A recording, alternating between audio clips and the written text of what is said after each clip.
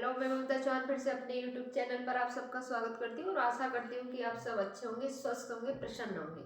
आगे बातें ना करते अपने टॉपिक पे आते हैं और आज का टॉपिक है हमारा हिंदी व्याकरण। और हिंदी व्याकरण से हमने आज अयादी संधि को लिया है और अयादी संधि कैसे पहचान सकते हैं, कैसे संधि विच्छेद करते हैं, वो अच्छे से समझाने वाले हैं।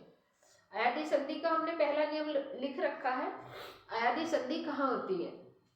यदि किसी शब्द में स्वर के रूप में केवल अ लगा हो तो वहां अयादी संधि होगी। अयादी संधि के उदाहरण, पहले एक चीज बता दें, जैसे किसी भी शब्द में संधि करते समय अगर आग बनता है तो उसका बनेगा ओ। ठीक है, आग बनता है किसी शब्द से तो औ बनेगा।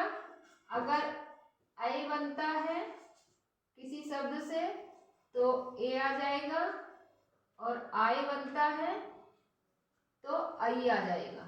ठीक है, ये आ जाएगा अगर किसी शब्द में संधि करते समय।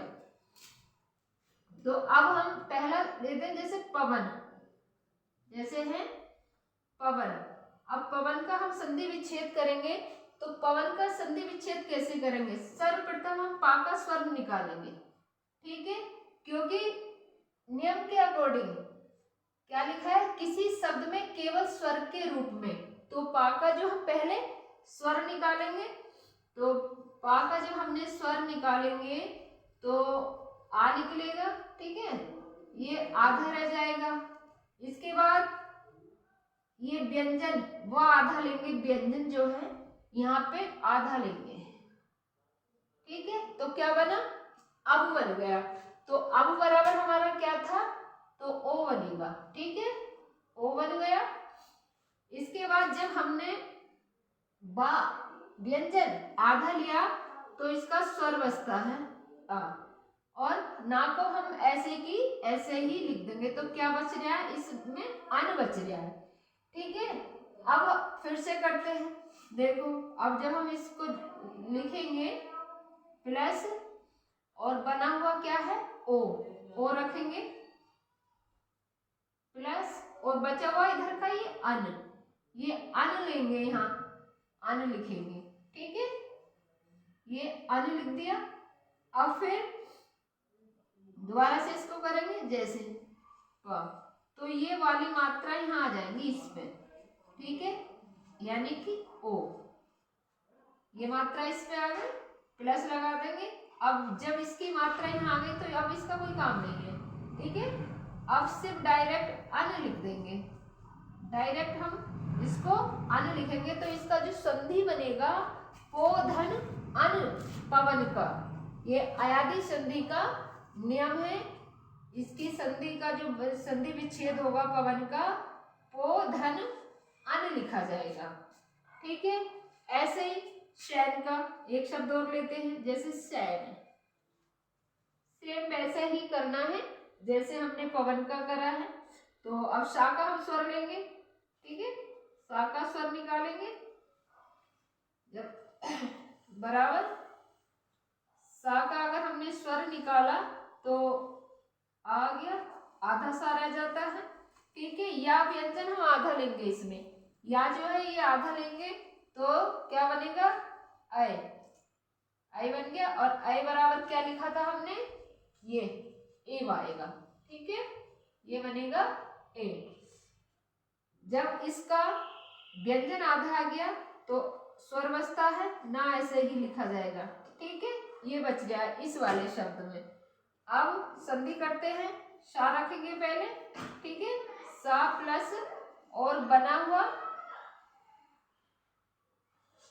ए और बचा हुआ अन। ठीक है, ए की मात्रा से पे आ जाएगी। ठीक है, तो संधि क्या होगी? से धन, और जब इसकी मात्रा इस पे आएगी काम खत्म हो गया इसका, और अब लिखना नहीं है और इसको डायरेक्ट अन लिख देंगे। तो इसका सैन का संधि होगा हमारा से धन अन। ठीक है, पहले नियम के अकॉर्डिंग पवन का हमने जब संधि किया तो पोधन अन लिखा आया और शैन का किया तो शेधन अन आया। एक और करते हैं, ठीक है, जैसे चैन, चैन, ठीक है। चा का स्वर निकालेंगे, यहाँ पे भी चा का स्वर निकाला हमने, ठीक है, तो चा धरा जाता है बराबर अ। अब व्यंजन आधा लेंगे, इसमें ये आ जाता है व्यंजन आधा लिया तो इसका स्वर बच गया या का और ना बच गया, ये वाला ना बच गया और इसका स्वर बच गया, ठीक है। तो बराबर क्या बनेगा, ए बचेगा। संधि करते हैं, चा लिखेंगे और बना हमारा क्या बना था, ए बना था, बचा हुआ क्या था हमारा इधर, अन था। इसकी मात्रा चा पे आ जाएगी तो चे धन अन। धन ये जो है ये इसको व्याकरणी भाषा में, ये जो प्लस बोलते हैं ना, इसको व्याकरणी भाषा में धन बोलते हैं। ये सिर्फ मैथमेटिक्स में बोलते हैं माइनस प्लस, ठीक है। ये जो प्लस का चिन्ह है इसको व्याकरणी भाषा में धन बोला जाता है, ठीक है। तो इसका संधि ये आया है सेन का, ये अच्छे से, ठीक है। अब दूसरा नियम क्या कहता है, अब दूसरा नियम है यदि किसी शब्द में केवल प्रथम वर्ण पे आ की मात्रा लगी हो तो वहां भी अयादी संधि होगी। दूसरा नियम कहता है यदि किसी शब्द में प्रथम वर्ण पर आ की मात्रा लगी हो तो वहां पर भी अयादी संधि होगी। तो जैसे पावक है, जैसे पावक, ठीक है, पावक है, नायक है, धावक है, इस तरह के जितने भी शब्द है, नियम क्या है, अगर किसी शब्द पे प्रथम वर्ण क्या है हमारा, इसमें पावक का पा, तो पा पे आ की मात्रा ये लगी है, ये आ की मात्रा लगी हुई है, तो वहां भी अयादी संधि होगी। करना वैसे ही है, इसको कैसे करेंगे, इसमें पा का स्वर निकालेंगे, ठीक है, यहाँ पावक में पा का स्वर निकालेंगे, यानी कि पा का स्वर निकला तो आधा रह जाता है। अब ये जो मात्रा है इसको ऐसे ही रख लेंगे, ठीक है। यहाँ पे वा व्यंजन आधा ले लेंगे, तो व्यंजन अगर आधा आ जाता है तो इसका स्वर बचता है वा का, ठीक है। आ स्वर बच रहा और का बच रहा, तो अक बच रहा है यहाँ पे, ठीक है।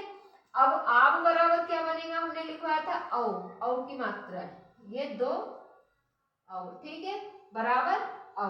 अब अगर हम इसकी संधि करते हैं, संधि करते समय पा रखेंगे बना हुआ प्लस मतलब धन और ओ रखेंगे और बचा हुआ ये अक, धन अक, ठीक है। अब इसकी मात्रा यहाँ आ जाएंगी, औ की मात्रा ये दोनों पापे आएंगी और तो ये संधि बनेगी पौ धन और ये मात्रा यहाँ आ जाती है, ये दोनों मात्रा इस पे आ गई तो काम खत्म इसका, ठीक है। अब इसका कोई काम नहीं, डायरेक्ट अक लिखेंगे, तो इसकी पावक का संधि विच्छेद होगा पो धन अक, पो धन अक, ठीक है। ऐसी नायक का करते हैं, ना का स्वर निकालेंगे, ना का स्वर, अगर ना का स्वर निकाला हमने अवस्था है, इसको मात्रा को ऐसे उठा के यहाँ पे रख लिया या आधा व्यंजन ले लेंगे यहाँ से, ठीक है, आधा व्यंजन ले लिया, बराबर क्या बनेगा, हमने लिखवाया था आई बराबर आई, आई बनेगा, ठीक है। यहाँ इसका स्वर बचा या का, यानी कि आ और का रख लिया, अक बच लिया। अब संधि करते हैं, ना प्लस ना धन बना हुआ क्या है, ए आई धन बचा हुआ अक, ये, ठीक है। अब ये दोनों मात्राएं ना पे आएंगी तो नई धन अक, इसका यहाँ कोई काम नहीं रहा, मात्राएं आ गई तो ये नई धन अक, नायक का संधि विच्छेद, ठीक है।